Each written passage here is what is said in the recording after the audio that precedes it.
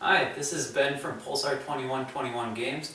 This series of videos will be documenting my experience building a two-stroke motorized bike from a kit, and of course the first step will be building our bike. So we're just going to start by opening this up here.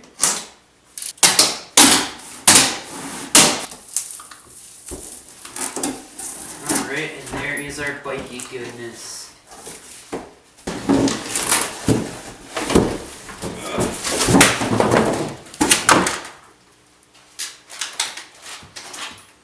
Now I chose a mountain bike because, one, they usually have plenty of room in the frame, and two, they have an automatic tensioner on the pedal side. Since you'll be running two chains, you need a tensioner on one of them so you can pull the wheel tight for the other. In this case, we'll be pulling the drive off the motor tight.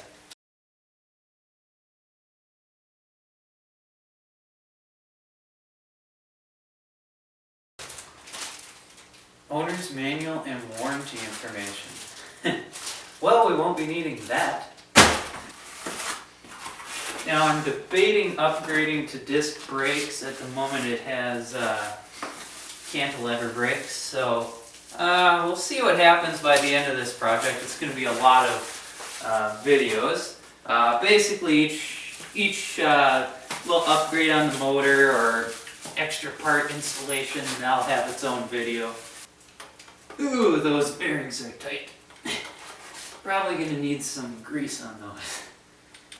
Alright, now that we have our tools, first thing we want to do is put the front wheel on so we have an ability to put it on a stand with the kickstand and its wheels and it won't tip over constantly. So that's the goal right now. Just want to get the handlebars out of the way for now. So we'll just put them in there. We'll go back and tighten that. Tread should be pointing forward like an arrow.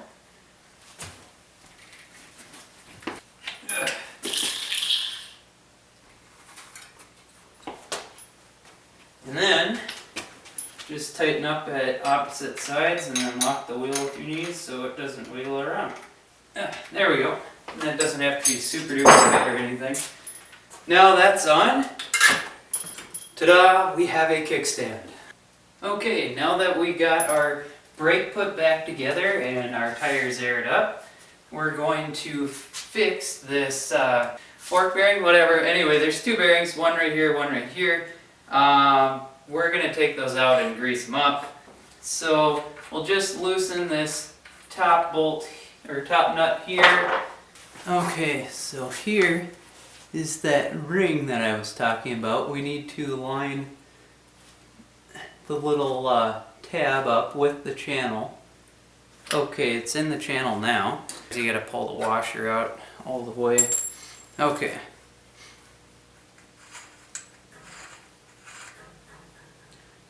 Okay, and there is almost no grease on those bearings. First thing we want to do is get all of the wimpy grease off here. So that's not really doing anyone any good. Now, we'll put on some good lithium grease here. Now this will lubricate the bearings a lot better than what grease came with it, and it should last a lot longer. And I'm also putting more of it on.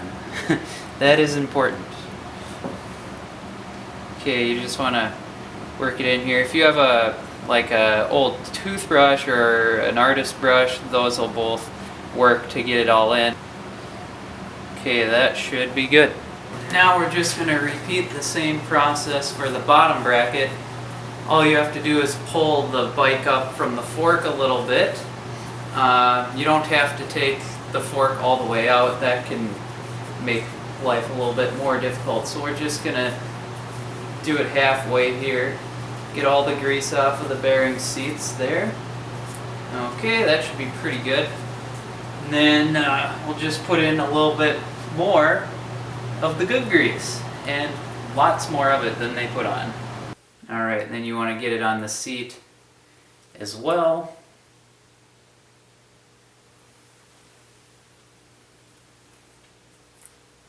There we go. That is a well-greased bottom front bracket bearing. Alright, now we are going to go and put this back together. First thing we'll do is slide the fork back in, make sure the brake cable's out of the way. Okay. There, now it's seated. Then we can put in our top bearing.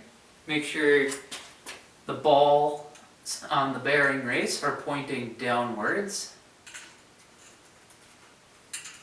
Alright, that is good. Now, we're going to put this top wedge back in. And it's already feeling smoother, quite a bit smoother. So, you want to get this tight. It doesn't really need to be super duper tight. Like, I guess I don't know the pound rating, it's more by feel. When you start to feel resistance and then you move it and it loosens up a little bit, that's kind of where you want it. But so yeah, just to the point of where you start to feel resistance. If you hear it go like cook, cook, cook, cook, that's each little bearing. You don't want that. You want it to be smooth operating, but you want it to be not too loose where there's play when you stop. But this is pretty good. If you need further adjustment, you can always do this while the handlebars are on. It's just a matter of loosening this nut and then turning the beveled washer.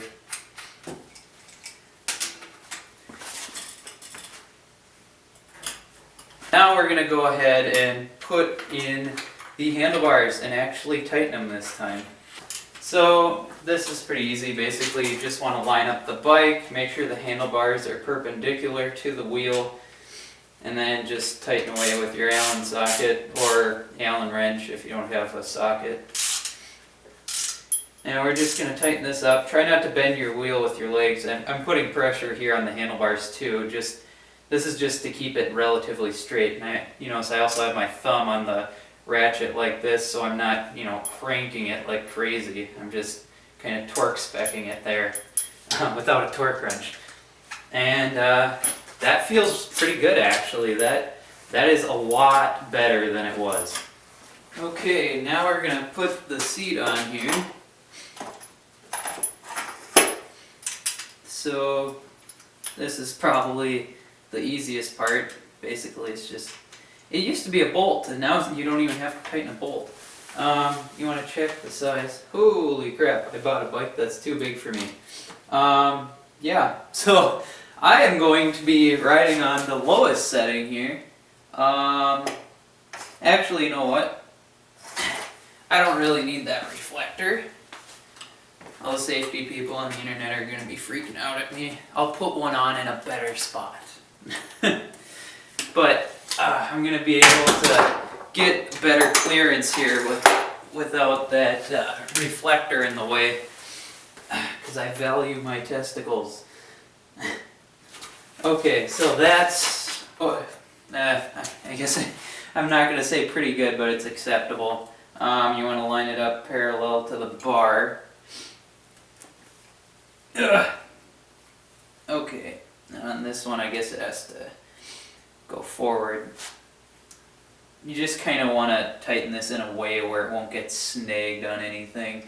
Anyway, there is the nut grinder. Now we want to adjust those handlebars so they point the right direction here.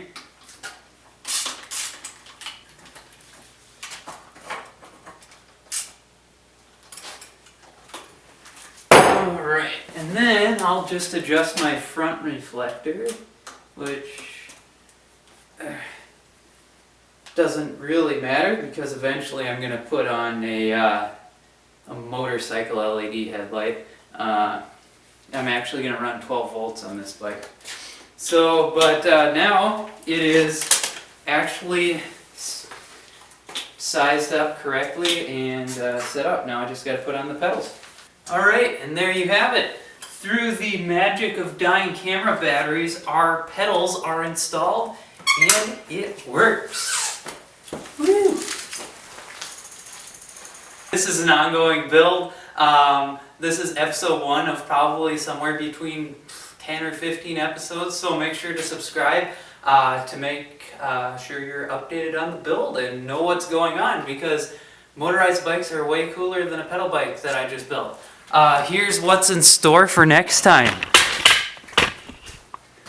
See all this? Yeah, we have a 80cc kit there, and we're going to port and polish this in our next video, so stay tuned. This has been Ben for Pulsar 2121.